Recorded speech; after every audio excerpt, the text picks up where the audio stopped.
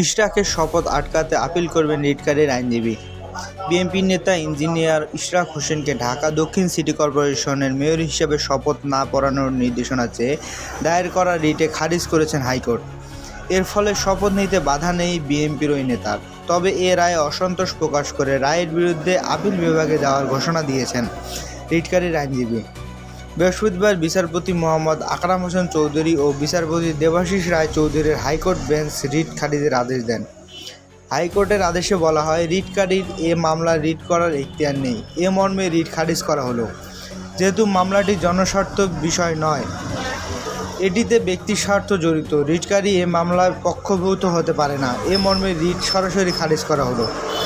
রিটকারীর আইনজীবী মোহাম্মদ হোসেন লিপু বলেন, হাইকোর্টের আদেশে স্থগিত চেয়ে চেম্বারে আদালতে যাব।